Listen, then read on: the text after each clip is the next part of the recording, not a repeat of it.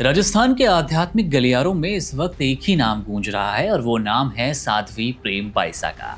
लेकिन उनकी मौत ने एक ऐसा बवंडर जरूर खड़ा कर दिया है जिसने उनके पिता वीरमनाथ को शक के घेरे में लाकर खड़ा कर दिया है और वो फंसते नजर आ रहे हैं इस पूरे मामले में। हर दूसरा आप कह सकते हैं खुलासा इनके पिता से जुड़ा बताया जा रहा है। आज हर कोई बस एक ही सवाल पूछ रहा है कि आखिर कौन है प्रेम बाइसा के पिता और वाकई क्या वो अपनी लाडली की मौत के पीछे ऐसा कोई राज छिपा रहे हैं जिसे दुनिया की नजरों से बचाना उनकी सबसे बड़ी मजबूरी बन गया। सोशल मीडिया पर चल रही तमाम थ्योरीज और दावों के बीच ये मामला तब और भी ज्यादा उलझता नजर आया जब प्रेम बाइसा के निधन के बाद उनके पिता को लेकर जनता दो गुटों में बंट गई। एक तरफ वो लोग हैं जो इसे पिता की बदकिस्मती मानकर उन्हें सांत्वना दे रहे हैं, तो वहीं दूसरी तरफ एक बड़ा वर्ग सोशल मीडिया पर संगीन आरोप लगा रहा है कि इस पूरी कहानी में किसी प्राइवेट वीडियो का कनेक्शन है। वही वीडियो जो कि सोशल मीडिया पर इन दिनों काफी वायरल हुआ था, जहां बताया जा रहा है कि वो रोमांस के पल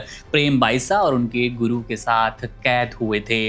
पिता के समान उस गुरु को प्रेम बाइसा मानती थी, इस बात का भी दावा किया गया। तमाम वीडियो सोशल मीडिया पर उपलब्ध है। वीडियो अश्लील है, इसलिए हम आपको यहाँ पर दिखा नहीं सकते। जाहिर तौर पर इन्हीं चर्चाओं के बीच अब इस केस को देश भर में एक रहस्यमय गुत्थी के रूप में देखा जाने लगा। जोधपुर से ताल्लुक रखने वाली चर्चित युवा आध्यात्मिक वक्ता प्रेम बाइसा की संदिग्ध मौत ने न केवल उनके अनुयायियों को झकझोर दिया बल्कि पुलिस प्रशासन के लिए भी एक बड़ी चुनौती खड़ी कर दी। इस मामले में नया मोड़ तब आया जब नागौर सांसद हनुमान बेनीवाल ने सीधे तौर पर पिता के बयानों और मौत की परिस्थितियों पर सवाल खड़े किए। बेनीवाल का कहना है कि महज एक गलत इंजेक्शन लगने के 5 मिनट के भीतर किसी की मौत होना गले से नहीं उतरता। उन्होंने इस बात की ओर भी इशारा किया कि प्रेम बाइसा को पिछले कुछ समय से कुछ लोग परेशान कर रहे थे और उनके पिता का फोन आने के बाद जिस तरह की जानकारी मिली वो कई संदेह पैदा करती है। शक की सुई तो उस कंपाउंडर पर भी गई जिसने इंजेक्शन लगाया था। बहरहाल अभी उसे पुलिस ने हिरासत में ले लिया है, पूछताछ शुरू है। प्रेम बाइसा की अगर जीवन कहानी की ओर नजर डालें तो जीवन यात्रा जितनी प्रेरणादायक थी उनका अंत उतना ही दर्दनाक और उलझा हुआ साबित हुआ। महज 4 साल की उम्र में अपनी मां अमरू देवी को खोने वाली प्रेम बाइसा का बचपन आम बच्चों जैसा बिल्कुल नहीं था। मां के जाने के बाद उनके पिता, जो कि उस वक्त ट्रक ड्राइवर हुआ करते थे, उन्होंने अपनी गृहस्थी त्याग दी और नाथ परंपरा अपनाकर वीरमनाथ बन गए। उन्होंने अपनी नन्ही बेटी को जोधपुर के गुरु कृपा आश्रम में भेज दिया, जहां पर कृपाराम महाराज के संरक्षण में प्रेम बाइसा ने शास्त्रों का गहन अध्ययन किया।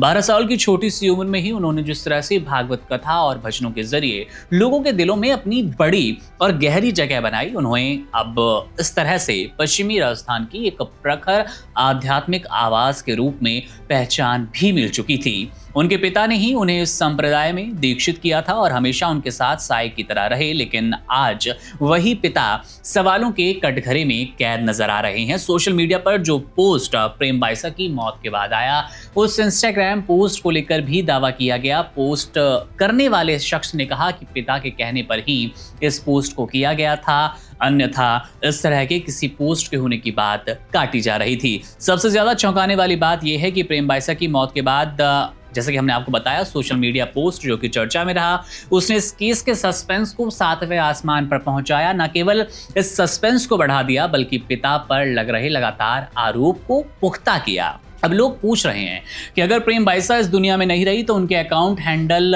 हो कैसे रहे हैं, उनके अकाउंट को हैंडल कौन कर रहा है, पोस्ट कैसे हुआ, और जब पोस्ट आखिरी चिट्ठी खुदकुशी वाली चिट्ठी के रूप में हो तो और ज्यादा सवाल बढ़ जाते हैं। और आखिर पोस्ट के जरिए संदेश क्या दिया जा रहा था, क्या संदेश देने की कोशिश की गई, क्या वाकई किसी वीडियो के जरिए प्रेम बाइसा को ब्लैकमेल किया गया? इन तमाम सवालों के जवाब अब उनके पोस्टमार्टम और विसरा रिपोर्ट पर टिके हैं। फिलहाल उनके पैतृक गांव पैरऊ में नाथ संप्रदाय के रीति रिवाजों के साथ उनकी अंतिम विदाई तो हो गई, लेकिन उनके समर्थकों के बीच व्याप्त आक्रोश और संदेह की आग ठंडी नहीं हुई है। जब तक पुलिस की जांच और मेडिकल रिपोर्ट पूरी तरह से सामने नहीं आ जाती, तब तक प्रेम बाइसा की मौत और उनके पिता की भूमिका को लेकर चल रहा यह सस्पेंस राजस्थान की फिजाओं में तैरता रहेगा।